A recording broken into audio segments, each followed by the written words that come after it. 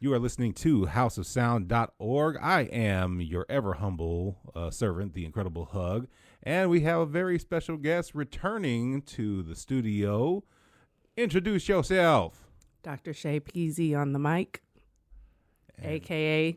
Shaina Maxey Pomerantz. And she is running for office. I am. So you're running for the Attorney General position, is that correct? That is correct. All right. And so tell us about your decision to run.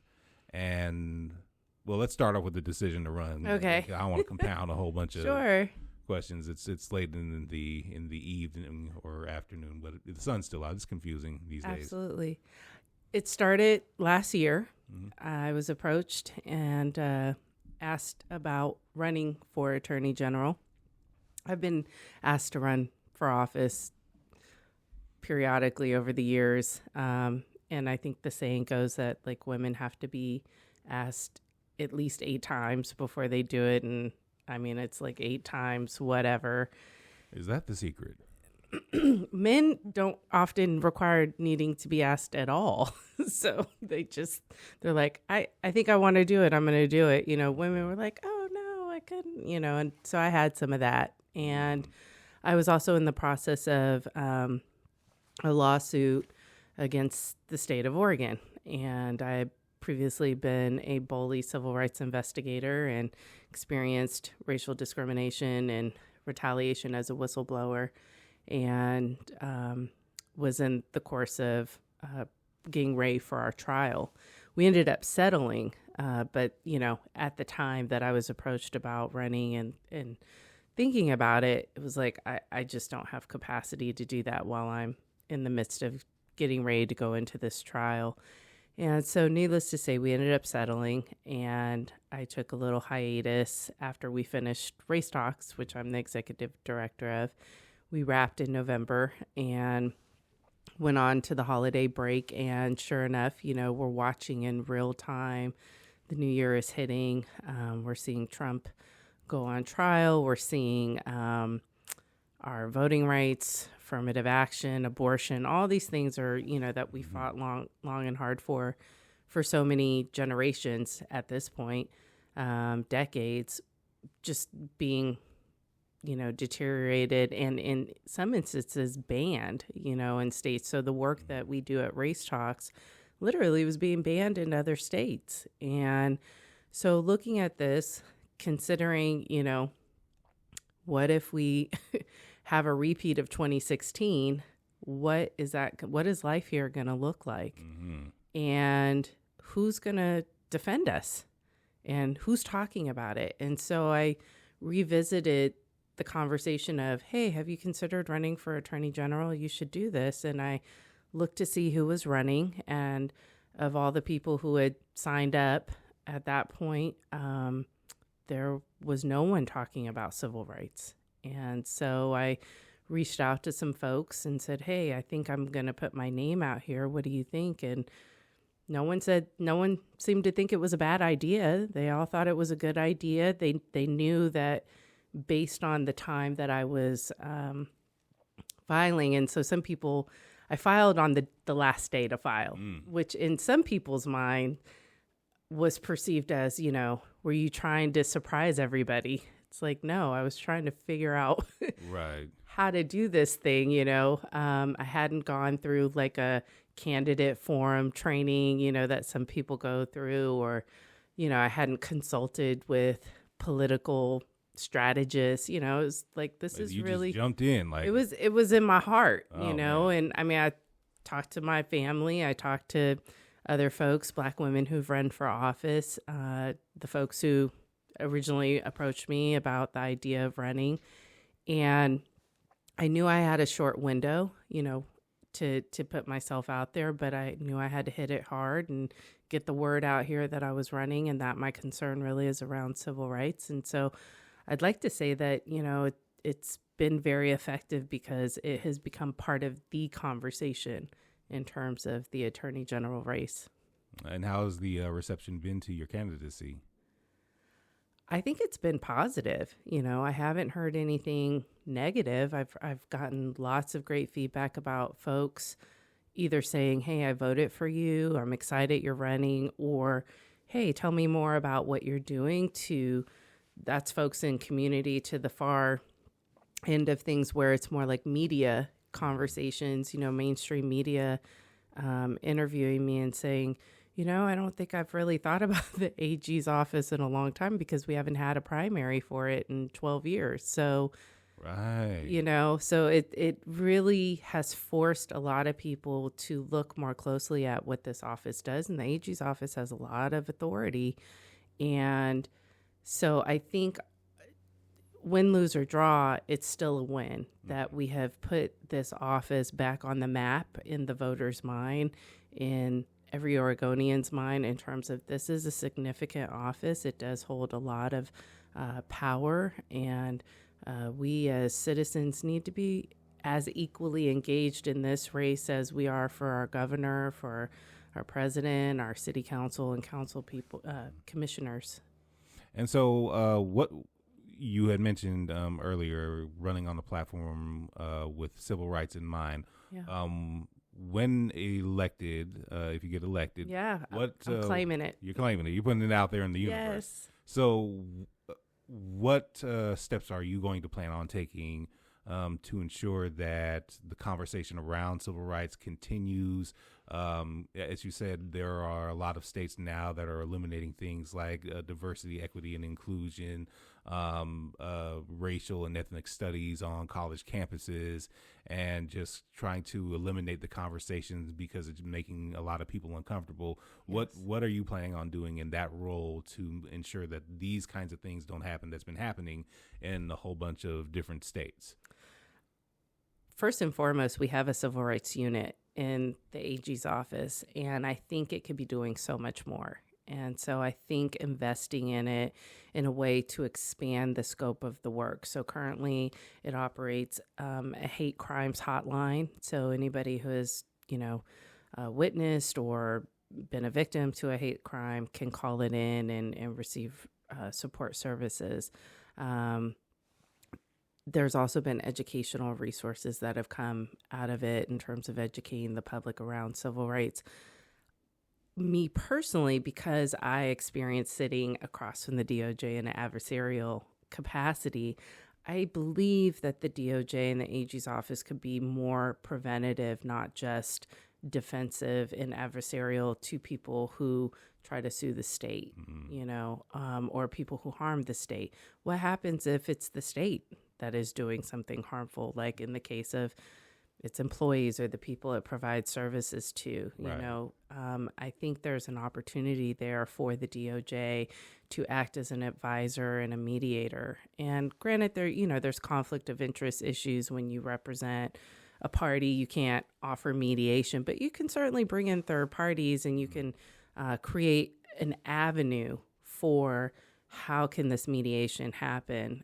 How can preventative steps be taken? Because if the only time, let's say, for instance, BOLI, where I worked, Bureau of Labor and Industry, is able to access the DOJ reasonably, is either they have to hire the DOJ, because a lot of the agencies, the way the structure, it's a billable hour structure. So in order for an agency to, call its attorney and say, hey, can I get advisement? They're charged for it. And so for some agencies, that's a real barrier. That's a financial barrier. So I think definitely looking at one, that probably needs to be a budget line item that needs to be in there. And but also looking at what are some other avenues to kind of look at the risk and the financial elements of, okay, if we step in a preventative way to help mitigate whatever the situation is versus waiting to be sued, and then we step in and then we have costly litigation and potentially trial and settlement, that's at the taxpayer's expense. And as it turned out for me, part of my settlement was still requesting a sit-down meeting with the BOLI commissioner. So to your question of what do I plan to do, I've already started, so win, lose, or draw, I'm invested in this work. So I had an opportunity to meet with the current BOLI commissioner, who was not the BOLI commissioner at the time that I worked there, and to be able to say, hey, you know, there's some issues at hand here. And if I'm voted into office, I'd love the opportunity to work with you. And if I'm not, I'm still out here in community doing this work through race talks and would love to work with you, you know. So however this works out, you know, going into the primary May 21st and the election, you know, down the line in November, I'm committed because I think Oregon has some of the strongest civil rights protections in place across the country, you know, but we don't necessarily have the infrastructure to do the, you know, the investigations through BOLI very well. We don't have an avenue for our agencies to really tap in for legal advisement on a consistent basis to help mitigate.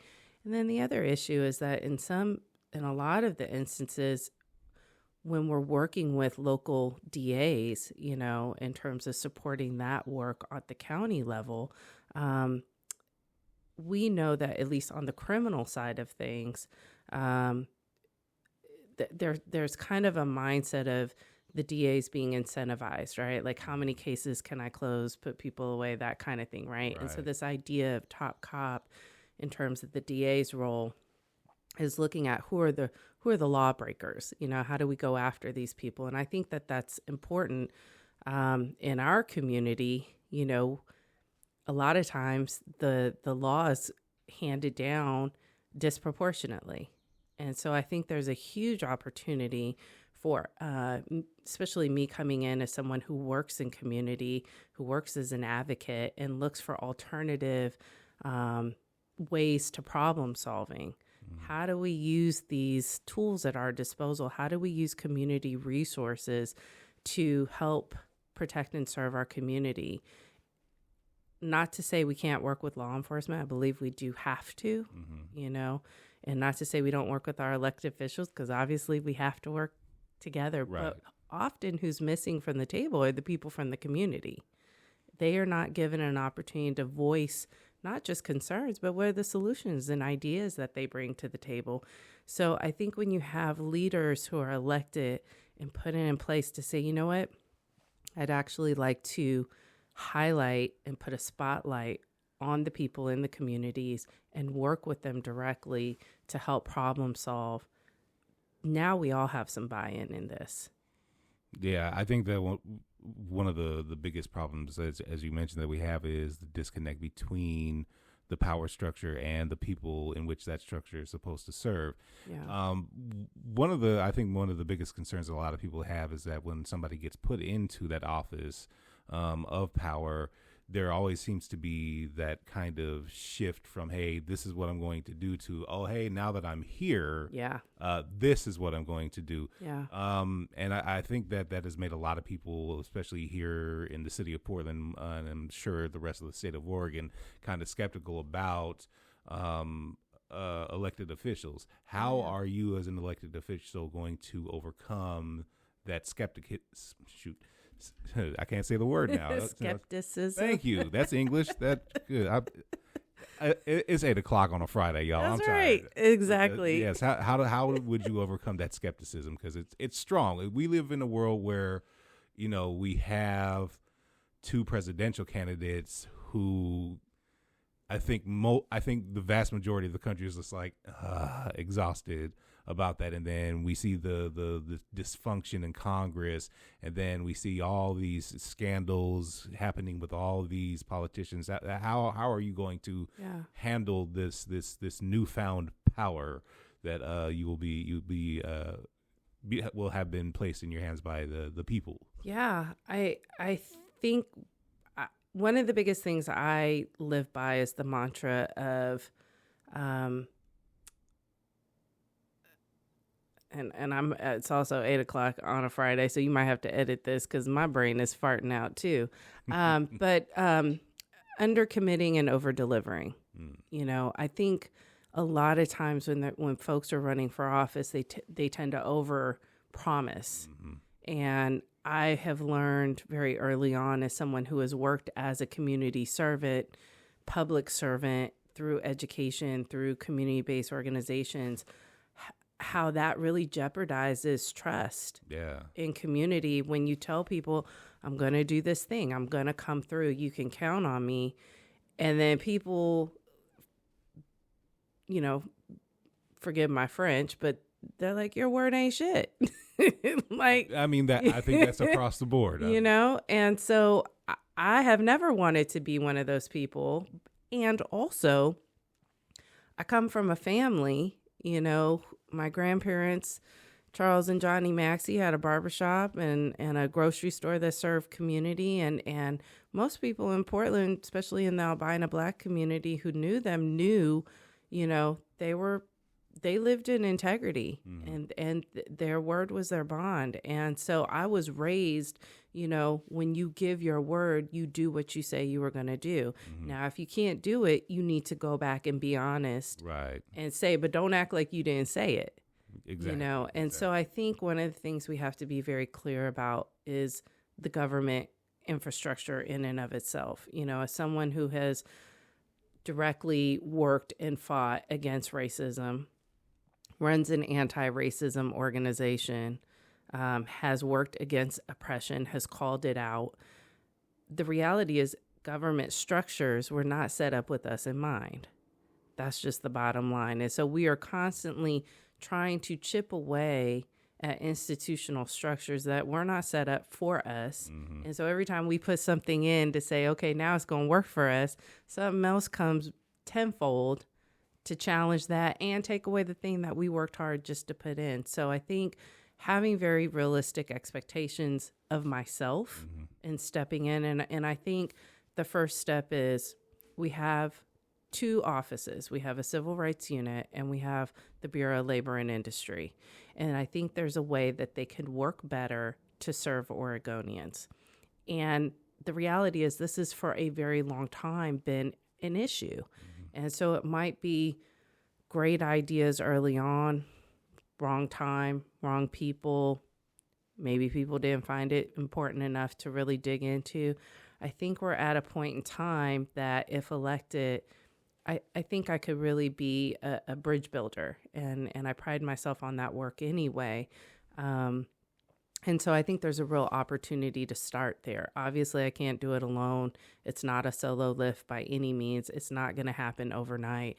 But I think it's something that we can definitely create. I think it should be manageable and doable. And I think the other piece of it is that, I want to make the AG's office and the DOJ consumer friendly and accessible, making it more community-based. So creating things like community advisories, to the AG. We have multiple divisions in there. One of the things is once you start working with government, if you're not checking in with communities that you serve and that are impacted organizations, you don't have a real understanding of how your work is perceived and the impact, positively or negatively.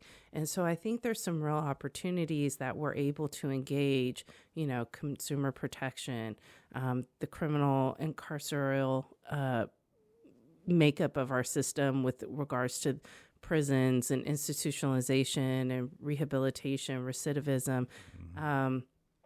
Part of the issue is I look at the DOJ, and I also look at the fact that we have a public defender problem. We have a lack of public defenders. Right, yeah. And so even though the DOJ doesn't cover that, we still act as an advisor to the governor and the legislature and getting, the public defense system funded and set up in such a way that, we have attorneys who are actually, there's oversight, there's actual support, things of that.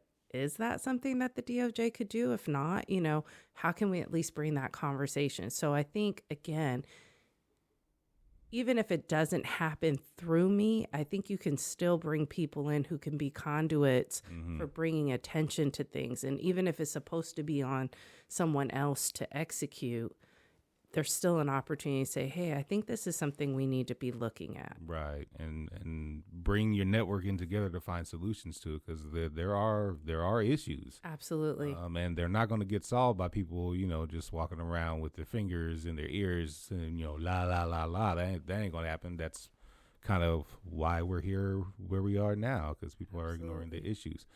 I wanted to talk about also how you feel about the current situation with the drug epidemic happening, not just here in Portland but throughout the state, because it's pretty bad. I mean, we did vote on it, decriminalizing drug use, and I don't know the statistics, but it seems like maybe it didn't work the way we wanted it to. Right.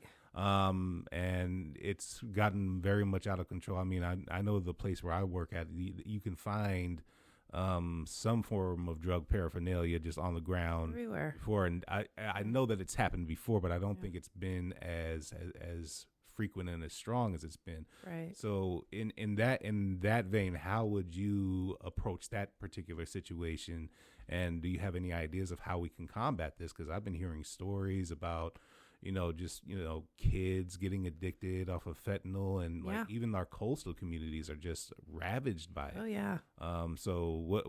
How would you try to take on that very, very massive monster? Yeah, I mean, I think that is definitely an opportunity for the AG's office to be forceful. If the job of the AG is top cop, the question is, where is it coming from? How's it getting in here? And what are we doing to stop that? So I think that's definitely working with our law enforcement, not cracking down just on the users on the street and the low-level dealers, but who's actually manufacturing and distributing, and what are we doing about that? Right. And what are we going to do about it, right? So that's the first question. Second question is, do people really even fully understand what fentanyl is? And I got to be honest, just in asking around to fully understand the scope of it, I think there's not a lot of, most people I talk to, they're like, I don't know. I don't really get it, but I know I have a cousin, sister, uncle, brother, somebody, friend, coworker who died from an overdose. Yeah. And so I think, like every other time that we've had some major drug epidemic hit us, because we always seem to have it. So this is not a new problem, but it's the newest problem. Right. And I think the challenge is, how do we make sure that we're educating people? And so in my mind, as an educator, you got to saturate the schools. You got to saturate billboards. You got to make sure that information, public transportation, people are informed. What is this? What could it possibly be looking like? Because if you don't know what you're looking for, we know that there are drugs out there to be taken. People are going to try and sample drugs. It's still illegal with the exception of marijuana, and so, and what, psilocybin, I think, with a prescription. Yeah. So I believe that's true. I'll double check that. I feel like that's another thing. I mean, we have to educate, right? So I think there's a lot of times where I ask and people are like, I think maybe kind of. So I think definitely the educational piece is a major part of how do we inform Oregonians everywhere and get this information. What's legal, what's not? What are the consequences? Death, probably. You use something that has fentanyl in it. And I think the part that's scariest about fentanyl, it's being put in candy-looking type drugs. It's, and so you hear these instances where kids are taking it and they're like, I thought I was taking Molly or taking, ecstasy or MDMA or whatever, which in theory should not be lethal. Still illegal. But the bottom line is, I'm hearing it's cutting cocaine again, not a legal drug, but people are still out here. And I think most recently I heard a story.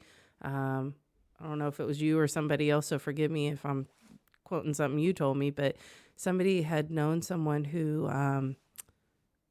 somebody had tried cocaine for the first time, and it was cut with fentanyl. They died. Yeah.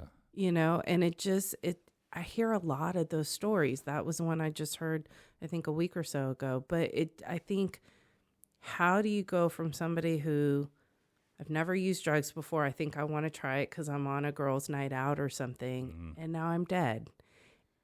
Yeah, that's all bad. It's all bad. And I think another problem is that, with the epidemic being what it is, we also have a lot of information floating around where we can't tell what's true or what's not, because we have like, oh, if you find it on the ground and you just touch it, you're dead. It's just like, is it that serious? Yeah. Is it that bad? Like, oh my gosh, like I don't want to touch anything now. I'm wearing rubber gloves for the rest of my life. Y'all gonna have me walking around like Dexter's mom, just rubber gloves on hand at all points in time. I know someone who works at a county facility, and apparently they said somebody went into their bathroom and smoked fentanyl. And the fumes, they had a security officer who went in to investigate, and the security officer was on leave for several months. Wow.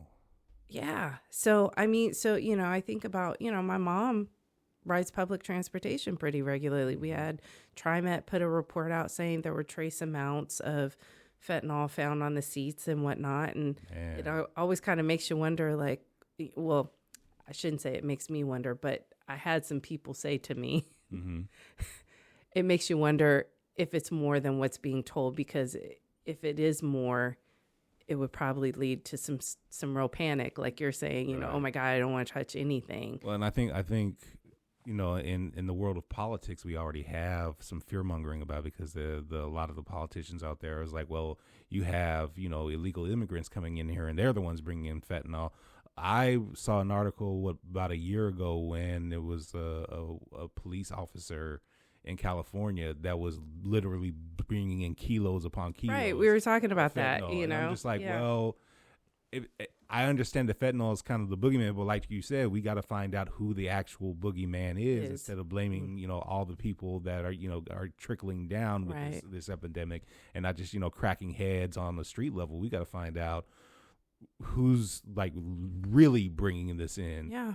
Because I don't know about the machinations behind fentanyl. Certainly I understood the machinations behind crack cocaine, and then when heroin made its comeback.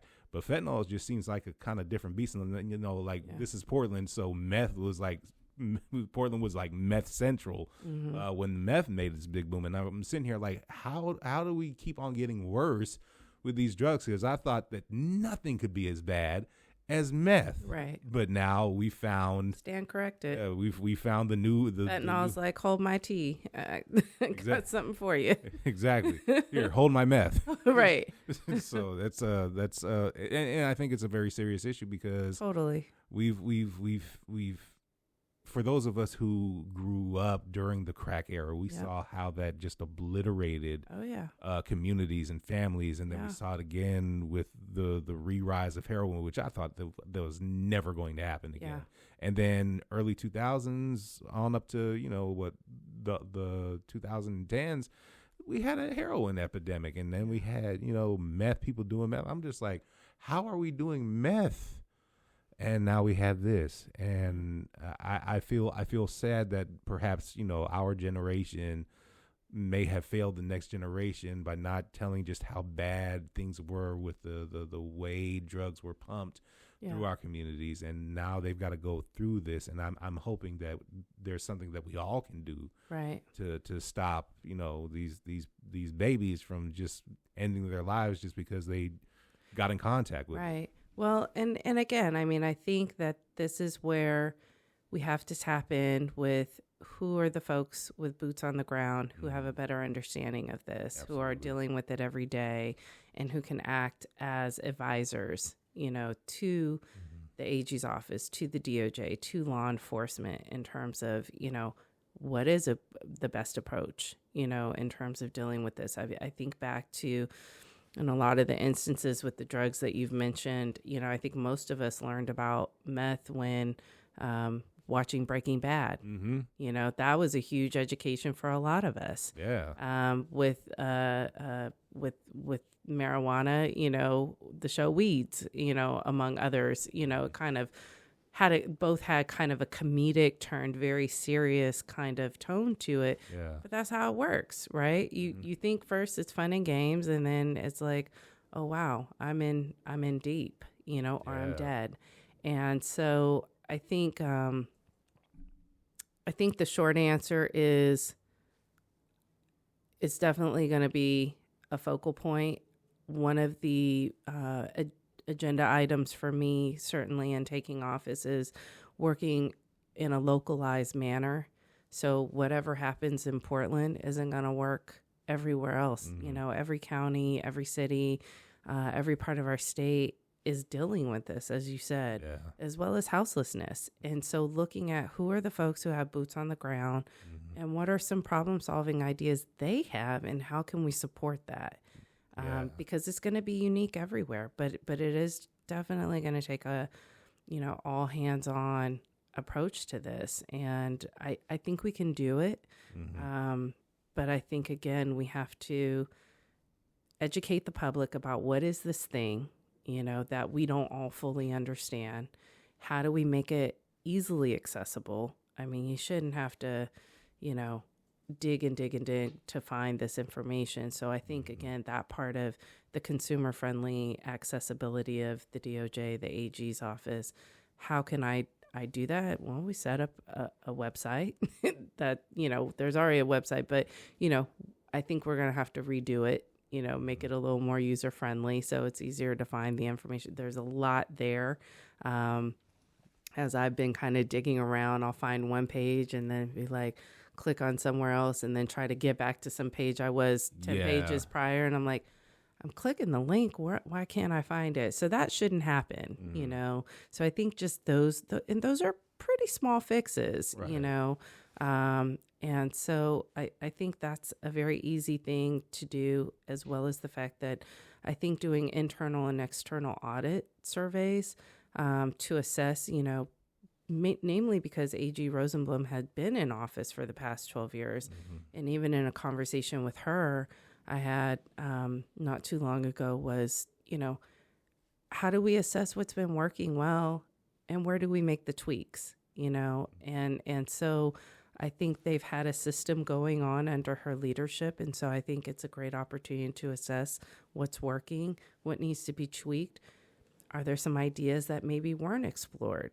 Now's the time that we can implement that. So again, there's 1,500 employees approximately in the DOJ AG's office. It's a lot of people. It's a lot of people. And they got a lot of money, big budget that they oversee. And so I think coming into a leadership role, the worst thing you can do is come in and say, we're going to do it my way. You know? Yeah. I'm the new boss here. No, that is not what we do. You know, let's take inventory. Let me check in with all the folks who are here doing the work. What's working? What's not? Here are my ideas. Here's what I'd like to bring to the table. Let's fit that in. Let's make that happen. Let's come up with some timelines to see this happen. And, you know, and let's make that incremental change together. I think, again, going back to your original concern that you expressed, it's that over-promising. I want to make sure I don't do that because I certainly don't want my community saying, well, your word ain't shit. Right, yeah. That is not what I want. And that's such an easy thing, you know, to have happen because a lot of people make big promises. Oh, I'm going to do this. I'm going to do that. I'm going to build this wall. I'm going to make sure that we cut prices on prescription drugs. And then you get the blowback on that. It's just like, maybe I couldn't make that promise. And now, you know, right. The people who, you know, voted for you feel disenchanted and disenfranchised. And they're just, you know, give you the good old wave of shut up, we're not paying attention to you anymore, right, type of deal. But I think being able to say, hey, those people who are out here who've been asking for the opportunity to be heard, I don't think that costs anything. I think that's a pretty simple thing to accommodate, especially when it's not really being done. So if I can promise anything, I definitely feel like I can promise more opportunity to bring community to the table and say, hey, you want to be part of this? Come have a seat. Come join this discussion. Share your ideas. Let's figure this out together.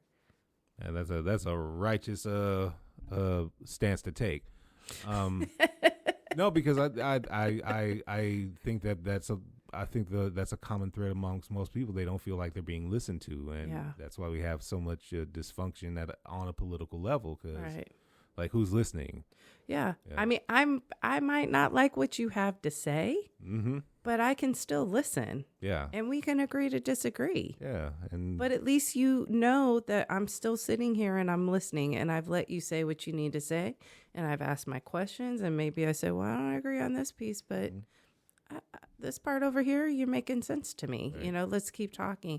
And that's been the work that I've been doing through Race Talks. You know, the whole point of what we do there is we try to bring community to the table and get to know each other. And we always say, you know, we are a bridge building, community building organization. We do it through education, conversation, and compassion. Our discussions focus on race and racism, but generally we tell people, listen, don't start talking about race until you've got each other's names, you've shared some things about yourself. You know, race is like asking somebody, we've done this exercise actually in some training workshops, you know, get in, turn to your neighbor, tell them your name, and tell them how much money you have in your bank account, or tell them the last time you had an orgasm. Most people are like, what? I'm not playing this game. That's personal. Well, so is talking about race. Right. You know, this is deeply personal. And it's personal because there's generally had some very bad negative experiences attached to it. So you're asking me to open up a boil, cyst, wound, gunshot, whatever worst kind of bodily scar trauma that one could experience, and talk about it like it was going to the grocery store or something very casual when it's anything but. And so I think to be able to engage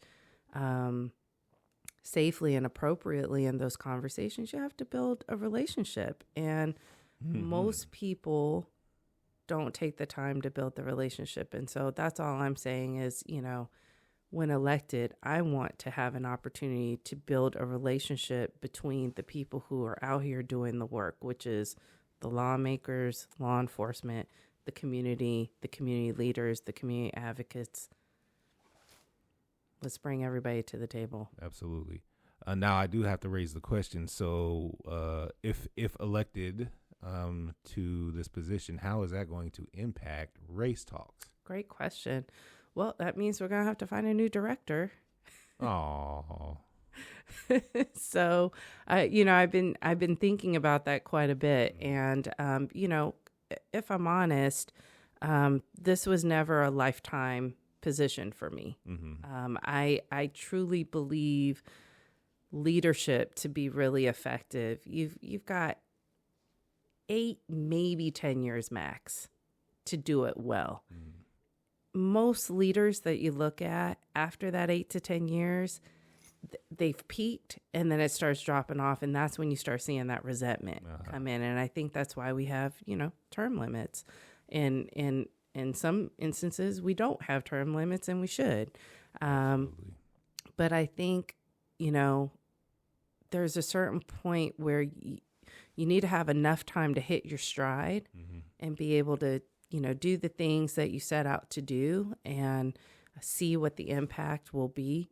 But after a certain point, sometimes you get complacent, and it's an opportunity to bring in new blood, new leadership, new ideas, and give new people a shot at trying to do the thing. So for me, I was the new blood and new energy for my mom, who had been doing it for roughly, 8-9 years. A heart attack forced her to kind of tap out. Right. And we had already been discussing what a leadership transition would look like, because you always kind of have to look at, when you have the head of an organization, if they're suddenly removed, then what do you do? You know, and so in a small organization like Race Talks, you know, Donna Maxey is the organization. So for a very long time, we had to start restructuring and rebranding and talking about it in a way where there's Donna Maxey and there's Race Talks, and shifting new presenters in, because she was always the one hosting. So it was always synonymous with her.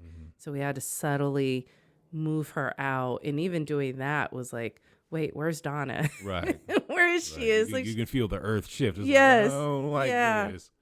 And so for some folks, you know, it was great. For other folks, it was like, what is happening? You know? And so that change probably took roughly 5 years. Just making those small little tweaks here and there. And then I would say since 2021, just the last 3 years on top of those 5, I've stepped in as the executive director and so our work includes the community forums and special program like our 3rd annual History of Black Drag that'll take place on June 13th. Okay.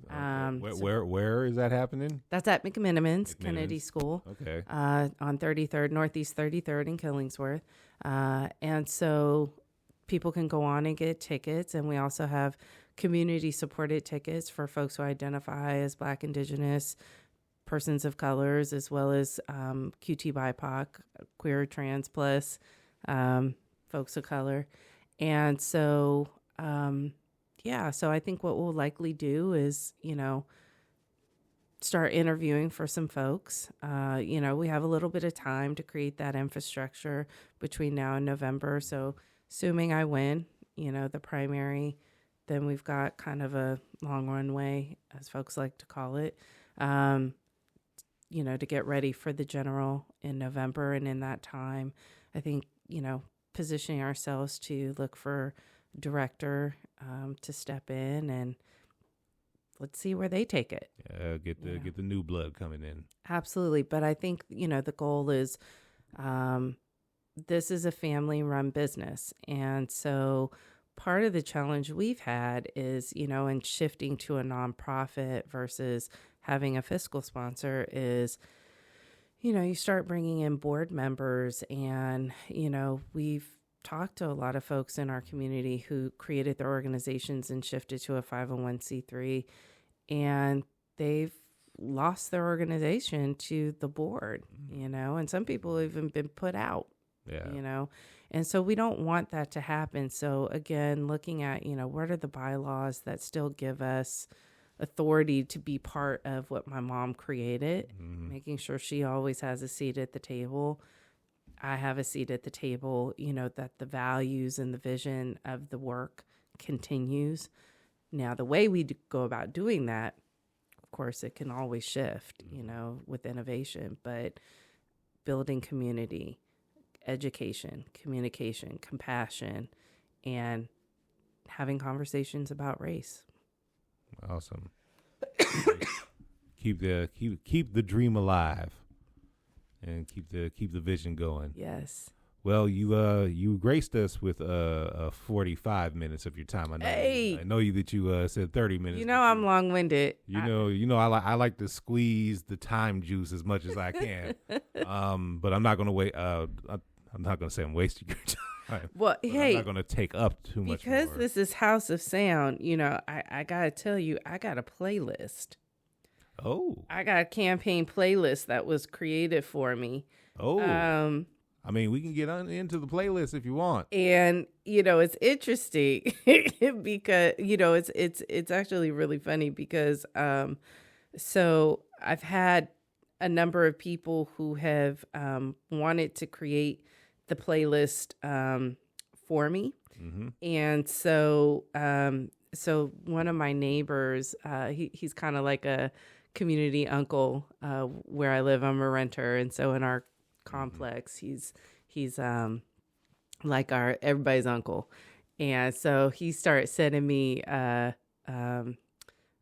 songs, texting them to me. So like the Pointer Sisters and, Nice. kind of some 70s songs, uplifting for the people. And one of my other neighbors makes beats. And so he was like, hey, if you need something, I got you, and I'm like, I think y'all need to collaborate. And then I was just talking to my other neighbor and he's like, yeah, actually I'm a professional musician. I actually make, music for campaigns and used to be in DJ in DC, doing commercial ads. I was like, I think y'all need to connect. You had a whole community just in your back pocket. Listen, this is how it happens. So this is why I know if you put it out there, community will come. Mm-hmm. But if you don't create the opportunity, then it's real easy for people to say, well, nobody was interested. Well, were they not interested or were they not asked? Right. Or were they asking but not given the opportunity to come? So I think the first step was I put it out there. They came with some ideas. I said, hey, this is great. Sounds like y'all got something going on. You guys create it. Bring it on back. Let's do what we can do. So I'm a share my playlist on Spotify with you. You can tell me what you think of it. This is a fourth person who created it. Man. Okay. Who's been volunteering. And while you do that, I'll share with the listeners that on May 21st, I don't know when this is going to air, but on May 21st, Tuesday, election night, I'll be hosting a watch party at Fusion Curry Pizza on Northeast Sandy and 47th. So we'll start the party around 6 p.m. We'll have pizza. People come on in. All ages are welcome. And they got TVs in there. Some of the best pizza I've ever had. And and it's Indian fusion pizza. So you can imagine like naan with pizza. Okay. It's amazing. It's delicious. So, yeah. All right. Well, this is a righteous playlist I'm seeing here. Yeah, you got to share that with me. So I'm going to incorporate that here because I'm seeing a whole bunch of songs. Like I got some Marvin Gaye, some Jill Scott. Got some NWA up in there. I see the NWA. I see the. Got some Too Short. Highlights in there. I didn't know. Wait a minute. I missed Too Short now. I gotta. Yeah, Too Short's Getting It is like my personal anthem. I'm just, I'm from the town. So I grew up in Oakland. Yeah, true. So, you can't be an Oakland resident without repping Too Short. Yeah, a little something. So that's hilarious. Okay. Got a little Drew Down. Maybe that might be the wrong playlist. Actually, let me shut up. You can confusing your AG playlist with your Oakland Rider play. Right, the Ride or Die playlist. I'm gonna ride on fools this election cycle. Yeah, don't be surprised if you see your AG rolling down the street, just rolling hard. Break yourself, Buster. What's up, fool? We schmopping up in here. Vote for Shaina, fool. What's up? You don't vote for Shaina, you a buster. Mark at no.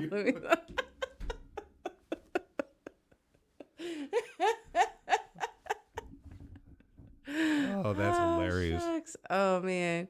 I was seeing something recently. It was like, what is like some 90s lingo that's like no longer used or something? I want to say it was like something like Mark Buster or something like that. You just put Mark and then ass and then just keep on going.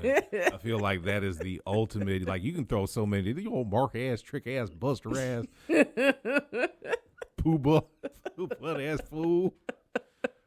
I feel like you can just clown anybody just by making a chain of those kind of insults. And just man, yeah.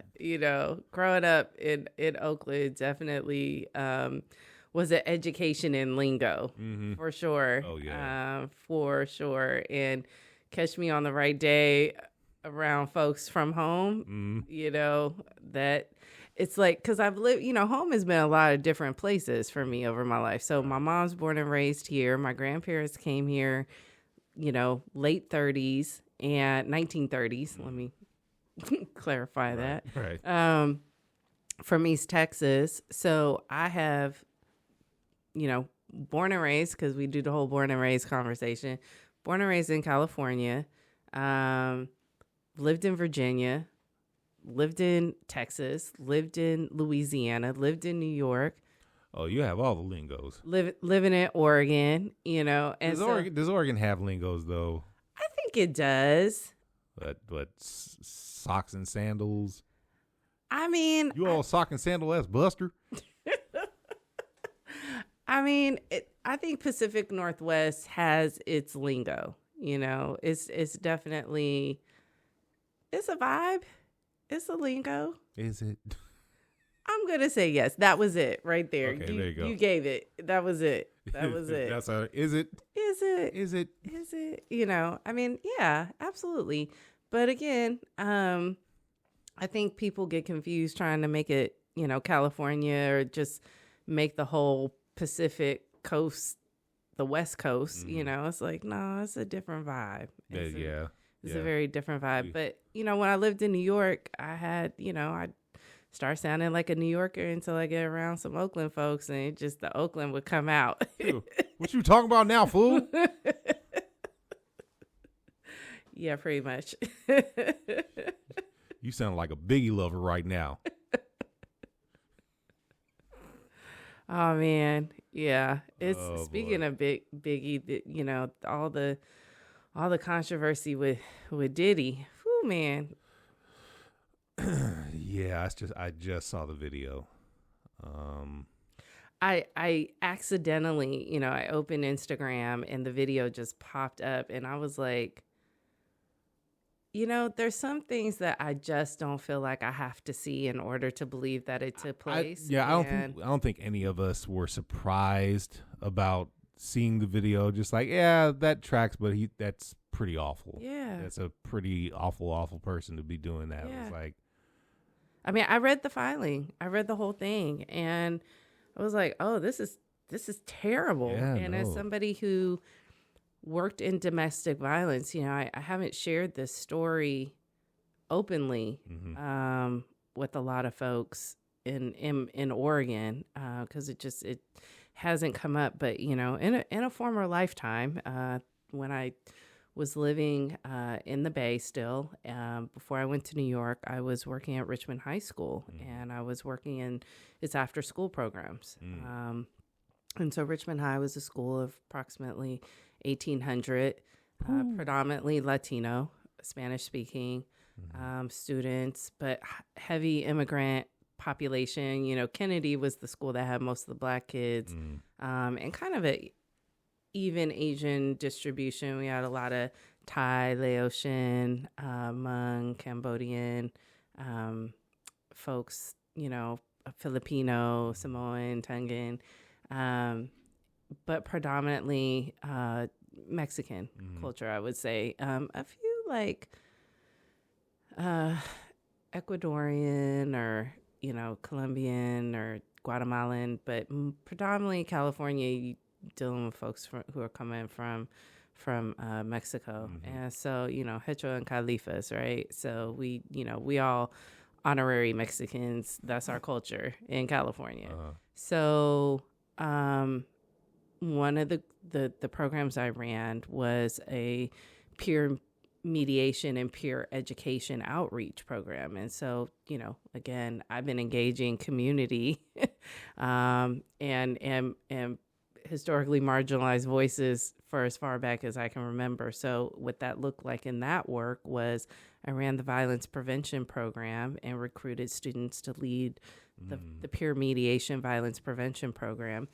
And with the peer education component, taught them how to do public speaking so they could kind of do info training, infomercials to their peers in the classroom. And so they would go around and ask teachers, would you like to sign up for us to come in and give like a 5-minute presentation on stalking, on, you know, sexual assault, on, you know, and we did, and so specifically around sexual assault, we did what was called the Clothesline Project. And so this was T-shirts that victims of rape and sexual assault would put their messages on, and we hung it up in the school. Wow. And so it was very powerful. I mean, just, and these clothesline projects still happen. So, I mean, we had hundreds of T-shirts hanging up in the school.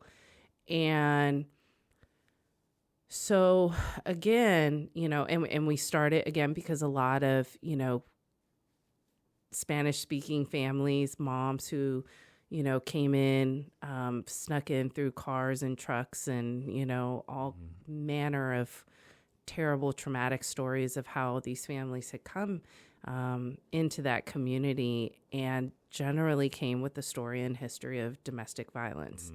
And so we started a program for women and girls for domestic violence prevention and self-defense. And so we started bringing in some folks to teach self-defense classes. All right. And brought in some counselors. And so it was like Saturday programming, mothers and daughters, and it was like packed and in Spanish. And it was like people are crying and mothers are telling their daughters stories they've never shared and daughters are telling stories they've never shared, and just like some crazy, amazing, horrific healing, right? It's like all the emotions that are happening, right? So, and I'm getting chills just talk about it, because it was like, as awful as it is to share these stories, it's the power of healing, because once we start being honest and telling our truth, that's how we start shifting, right? We create the space. And not only that, but the mothers are thinking, well, if I don't tell my daughter, then I won't scare her and she'll never have to deal with it. But then because of not telling your daughter, you're not equipping her with, and you come to find out the same thing has happened. Yeah. And so the cycle just keeps repeating itself. Exactly. And so, so we're doing this work, right? I'm working on a team, but I'm helping through my students to help incorporate the things that they're asking for, right? And so our whole after school program, it used to be the old auto shop. And so we had this massive space and the kids would come out. And I mean, we were creating like the mural project. And so a mural painter friend came in and was teaching the kids how to do mural art. And at our school and other schools, we had a MC and DJ class. And, so all the equipment they're learning how to robotics, you pick a thing. They asked for it. We tried to do it. Nice. So again, we're on the backside of the school. If you remember the Women of Brewster Place, the wall, that kind of, it was no light, bad things happen. And so my friend Maya Hernandez was the director and I was like the assistant director. And we would always be working late, 8, 9, sometimes 10 o'clock at night, right? Getting things ready because after school program.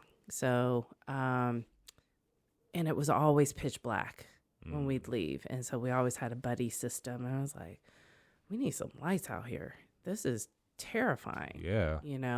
So we had gone to the school district. We had gone to the city. We had gone to a number of different offices, the school first, and then everybody kept passing the buck. And we need some lights here. This is a disaster getting ready to happen. Yeah.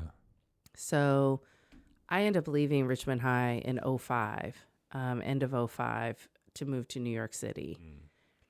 Circa 2009, so about 3 years later, I'm teaching at CUNY Prep in the Bronx, and it's Halloween time, and we have these huge whiteboards in our classroom, and news report pops up, and it says Richmond High School, and I'm like, wait, what's going on? And the headline is, young girl is gang raped for 2 hours plus by a group of several dozen in that space. Oh, man. Cachet, when I tell you how sick I was and how I still feel every time I think about this, and I called Maya and I said, Maya, and she's like, it's true. I said, what? We tried to tell them this was preventable. Right. This was preventable. For years. Preventable for years. 4 years. Sheesh. And, this poor baby, I have no idea who the student was. It was homecoming. And, folks took their phones out and videotaped, and it was all kinds of stuff that went down. And it's, on the news, you can read about it.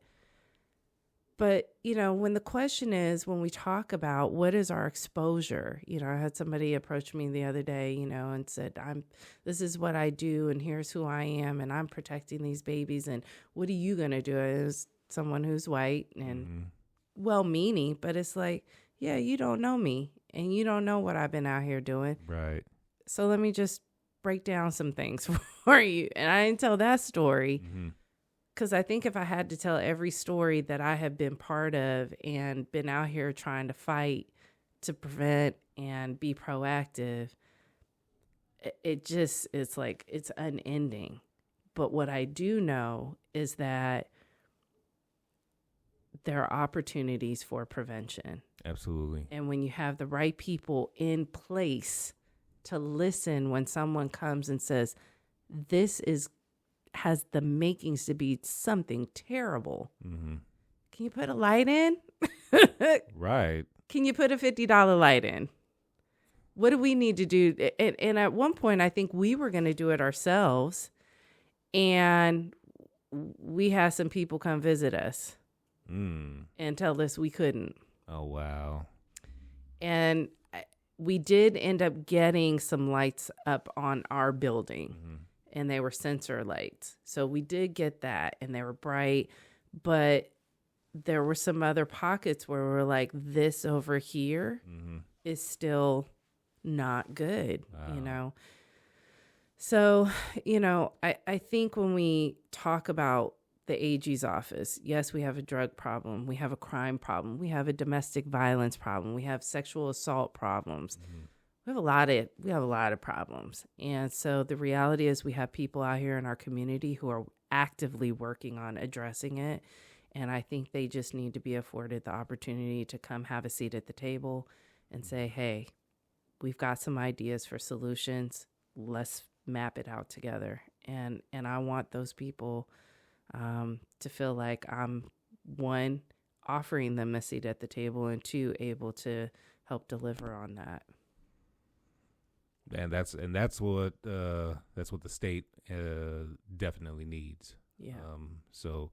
Again, we've gone way beyond your allocated time. Let's finish on a high note here, because I done brought the whole vibe all the way down. Well, I think it's necessary that we do address these kind of issues. Absolutely, that's another problem, because nobody's really. People want to say that they're addressing it, but it's not being addressed the way it should be. No. But true. Let's end on a high note. What is your message to the citizens of the state of Oregon, and why, in 5 sentences or less, should Oregonians vote for Shaina Pomerantz for the AG position? It doesn't have to be 5. Okay, I was like, because she's dope. No. There you go. That's a slogan. That's a slogan right there. Actually, my slogan is of the people, for the people, by the people. All right. That sounds constitutional. Yeah. Well, it's, when you are of the people, you can be for the people, and this is by the people. That's how I look at it. It is constitutional, but, sometimes you got to flip it. That's that Oaklandism, okay. Flip it, Buster. I'm sorry. I just like saying Buster like that. Right. Marquez Buster. Yeah, I'm gonna be kicked out of the Bay. I'm gonna get kicked out too. They're gonna be like, listen, I feel like I'm the making of a Chappelle skit right now.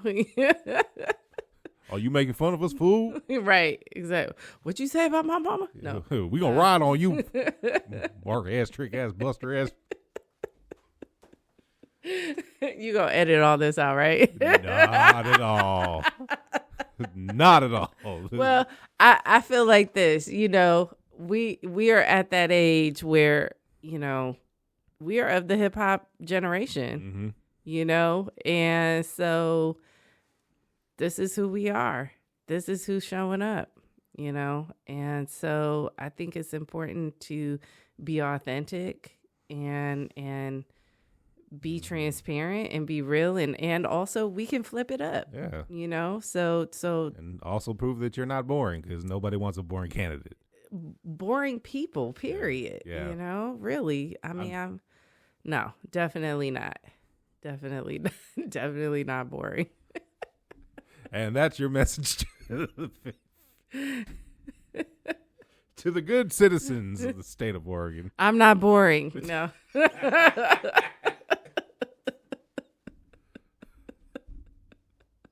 That's hilarious. Oh, shucks. Vote for me. I'm not boring.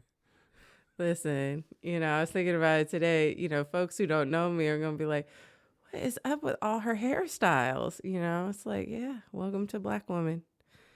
It's what we do. We got different hairstyles, you know? Yeah. That's a whole other conversation. Let me just look at me opening up a new conversation. New can of worms on that one. You know, but that's real, you know, that as we step in, we saw it with the Obamas when they came into the White House, you know, they brought us with. Yeah. Well, I hope, it is my hope that if you do get elected, I sincerely do hope that you get sworn in while wearing an afro, or some like pseudo dreads.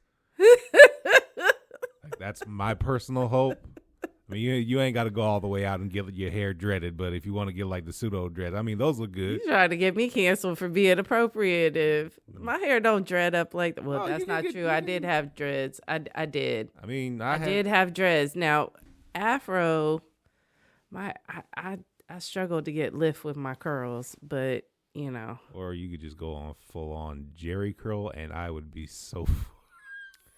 You are hilarious. You know, my mom had one at one point. Oh, I think that anybody that was around during the 80s at least gave it a good old college try. Like my dad had a Jerry curl. Listen, all right, he literally got his hair permed and had the little short curl going on. Like he came into the house, hair smelling all burnt. Like he did that for years. And the crazy part is, you know, our hair does it naturally. We just need the right products. Yeah.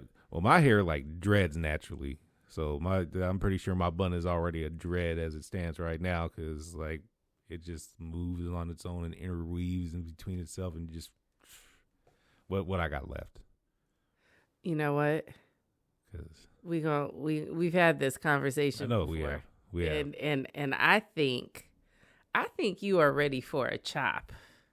I might be. We might have to get you on Queer Eye. I was considering a possible chop. I might have to recommend you for Queer Eye for the straight guy. So, you know, have them come in and give you a whole makeover. Either that or just shave it all off and just start, Don't lose the beard, because the beard is a whole look.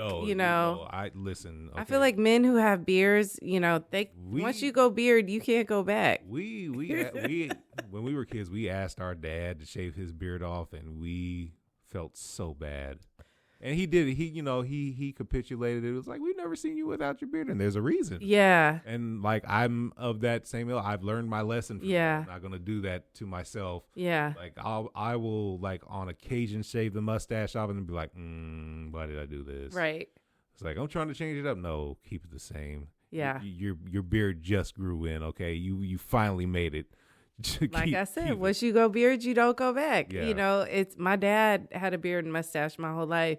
There's some photos back. My parents divorced when I was a year and a half, and there's some photos where I'm within that year and a half age. And I remember I was asking my mom, I was like, who's that white guy? And she was like, that's your dad. That's your daddy. He has shaved. Oh. And honest to God, my expression in the photo at that age was like, who is this white man? I don't know this man. I don't know this man. And I remember I talked to him years later. I was like, hey, you ever gonna shave your... Nope. Lesson learned. It's bad when you're a grown man and you shave your beard, you get shunned by your kids. Your kids are like, I don't know you. It's like, ooh, no. Where's my daddy? What'd you do with my daddy? Excuse me, sir. Are you in the right house? I'm sorry, Dad. I apologize for that. Both me and Sean, we apologize for that most profusely. You knew, but you still did one for us, and we did not receive it well. Listen, so sorry. Listen, and some folks have no business having, Tom Selleck could pull off the man stash. Oh yeah, the porn stash. Yeah. I think he's the only one. I don't think anybody else can do that. I've seen a few him. baseball players pull it off. Nah. But yeah, Nah. have you seen Kanye's dad's mustache? Or not Kanye, Drake's dad's mustache. I'm just like, bro. Who? Drake's dad? Who? Oh, that's right. Okay. And with that, everybody. I know we light skinned, but I ain't part of the light y'all ain't gonna put further besmirchery on Drake's name. He has already been through enough. Okay, the man has learned his lesson. We haven't heard shit from him since that last Kendrick, or since he dropped that last one, and then he lost regardless.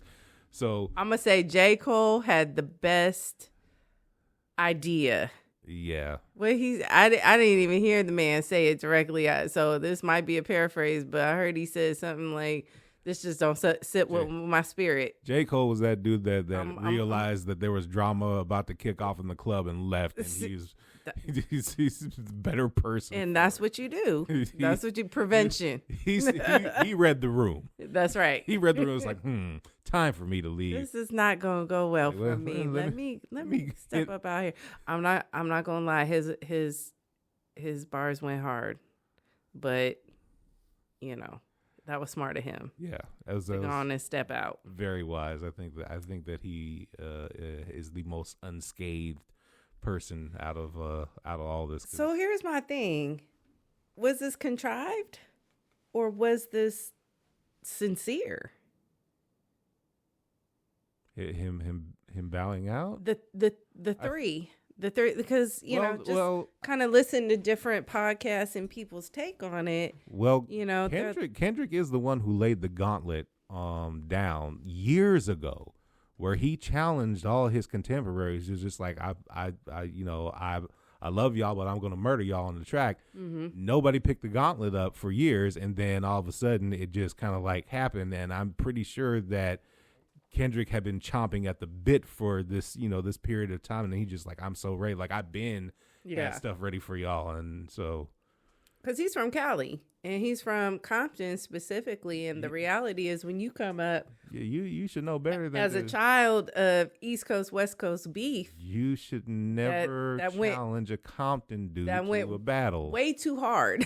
Yeah. You mentioned Biggie earlier. I remember, I went to college in Virginia, and blame it on stupidity and naivete of being young, but you are from where you're from. Mm-hmm. And so at that time, I actually met Biggie. I was like, yeah, nah, bro, I'm good. I don't need to know you. It's like, I don't fool with New Yorkers. Like, I ain't messing with y'all. It's West Side till I die, fool. Yeah, throw the dubs up. Buster.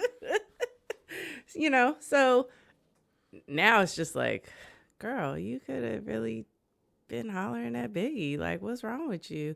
But, HBCU life, that's the reality. We have folks coming from everywhere. I remember there was a shootout at one of our Saturday parties, because you got folks from all walks of life going to college, bringing their full self, and so bringing their whole coast. Just because you went to, just because, and we rolled deep, and had each other's back. And now we look at it, we're like, man, we was dumb. What were we thinking? But it was serious. And so I think that's kind of right back where we are right now, is that we have the wisdom to be able to say, listen, been there, done that. That mess is foolishness. You're going to have lifetimes that you're going to live. Yeah. In this life.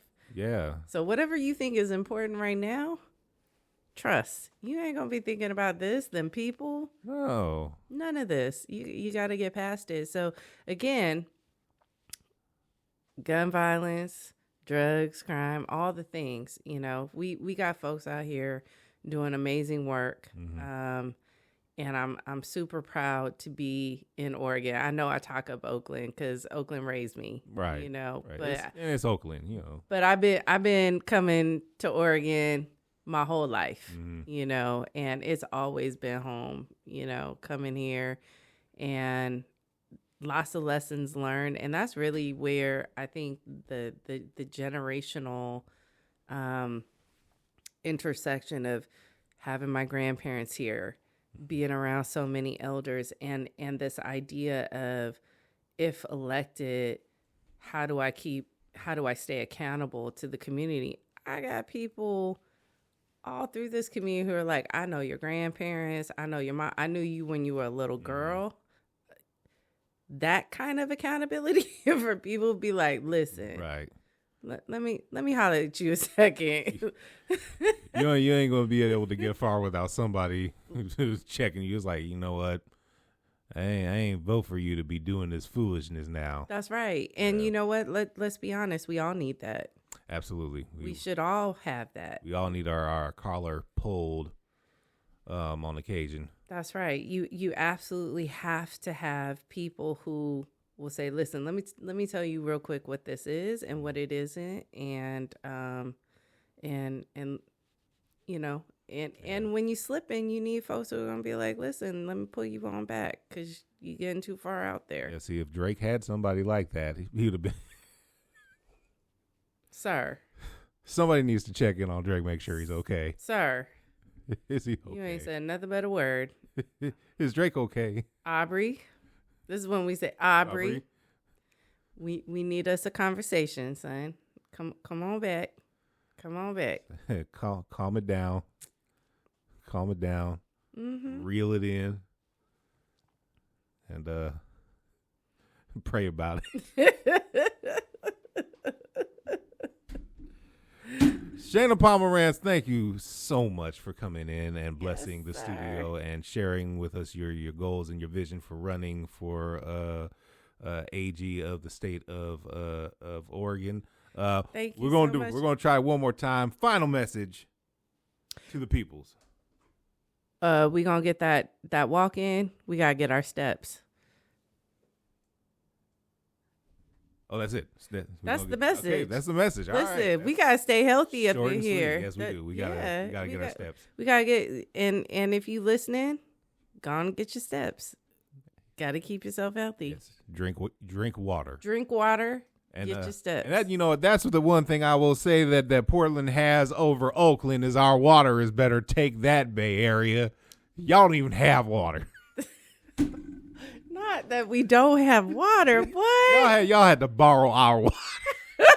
Oh no. Take that, California. That's what y'all get for not letting us ride the wave of West Coast till we die. That's just wrong. That's just wrong. Wrong. Shout. No, I have family in the Bay Area. Shout out to them. I'm never going to be able to visit anymore. But whatever. You know what? We need more Bay folks come on up here. You know, I mean, truthfully, they getting outpriced there. Not that we not outpriced here, but you know, we need that creativity. Come on up here. You know, I think we get upset when folks come in or new folks come in, but the reality is like we win when we have innovation. We win when we have folks who come in and want to help improve where we are. Honestly, you know? I feel that the people that complain the most about Californians coming to Oregon are the Californians that were already here and they left for a reason, and they're just like, no. Wait, you said the people who complain about California? About Californians coming up to Oregon the most are the Californians who came during the .com bust in 2000 who displaced the folks who were here. Yeah. And now are getting upset that they're being displaced. You know, that is always the most hilarious conversation that I end up having. The rest of us are so used to being displaced. It's like, that's right. It's like, no, this is par for the course. Right. When somebody is like, you know, yes, it's like, oh, okay, you came in 2000, so you upset. And who did you displace? And the person before that, who did you displace? And the person before that, who did you displace? What black family did you displace in this house that has the Black Lives Matter sign in it now? Right, that part for sure. And then, of course, the native indigenous folks are like, oh, you want to have this conversation? It's like, hey, come on down to Warm Springs. You want to talk about displacement and who's living in whose house? Yeah, what's the name of you guys' county? Mm-hmm. Yeah. Uh-huh. Yeah. Yeah. Uh-huh. Yeah. So the reality is displacement is always going to happen, and we got to get ourselves to a place in this country where we start seeing each other, we're being respectful of each other, we acknowledge our history of this place, the good and the bad parts, all of the above. Yeah. And as Americans, we got to get up off the couch and go get our steps. So that's what I'm going to say is my final words for the people is go do something great for yourself. Go do something great. Go dance, go eat something good, go move your body, go do something good for yourself. And we're going to finalize it there before we start calling people busters again. Shaina, thank you so much for Mark S. Buster, go get up, move yourself, yeah, fool. Move, fool. Thank you so much for coming down to the got me studio. up here clowning on a Friday. Hey, that's how we do. Please come back and clowns with us some more because, the shenanigans never end here. We gonna shenan again, okay? Okay, we're turning that one into a show. Like that's solidified. If there has been nothing that has been solidified in this conversation, it is we are going to shenan Again. Ladies and gentlemen, Shaina Pomerantz, thank you so much for coming to the House of Sound studio. Thank you for having me. Good luck on your campaign. And please come back because we be having too much fun. Anytime, brother. This is your local hug dealer signing off on this Friday night, and I'm pretty sure we're going to broadcast it on Saturday, but we recorded it on Friday. Shut up. We don't care. Buster. With that, thank you. Get your ballot in May 21st by 8 p.m. Come through to our watch party at Fusion Curry Pizza in Northeast Portland, Sandy and 47. Yeah, see, now I heard curry pizza. I want some curry pizza because that's like a... They're closed right now, but you too on Tuesday can have pizza. I'm going to have me some pizza because I want to try curry and pizza. Like that's a flavor combination I'd never thought of. Listen, it's so good. Oh, it is. It's very good. Pizza Nostra, you may have been replaced. That's what y'all get for not sponsoring. Listen, I didn't say all that. My name is Wes. Okay. Don't put me up in this mess. I just told you where the watch party is going to be. I didn't put out no other names. Okay. Hey, I have no problem starting a pizza beef. I think that's going to only benefit me. Okay. That's only to my benefit. I don't know if this is going to work out well for you, my friend. I am confident. This is the hill. Somebody gonna come knocking on the door saying, break yourself, fool. You be putting pineapple on pizzas, fool? Wait a minute. Hold up now. Hold up. I put pineapple on my pizza. Yeah, I do too. Pineapple's great. Okay, cool. Okay. Have you seen my ad for the watch party? I have not. Oh, I'm gonna send it to you. But for the folks who are listening, they can go to Shaina for Oregon AG, SHAINA on Instagram. You'll see the post inviting folks. So I had a little Keith Lee inspiration. Mm-hmm. I got it. Let's try it. Rated 1 through 10. Okay. So I did that with the pineapple and cheese breadsticks. They're so good. Oh. I'm thinking about them right now, actually. Okay. They're so good. You got me fantasizing about Listen. I'm sitting here like, what kind of sexiness did you just drop on me? Listen, it's like buttery and crispy and cheesy and savory and sweet. Okay, you're going to have me Homer Simpsoning here on the airwaves, all right. Oh, it's so good.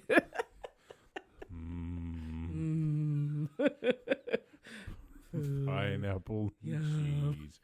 Oh. It's late on a Friday night. We're getting out of here. We gotta sign off. Yeah, we gotta sign off. before we ruin your campaign. Thank you once again for coming to the studio. When we are going to get out of here before we get ourselves in trouble. Take care, everybody. Have a very wonderful, wonderful weekend, and we will see you next time.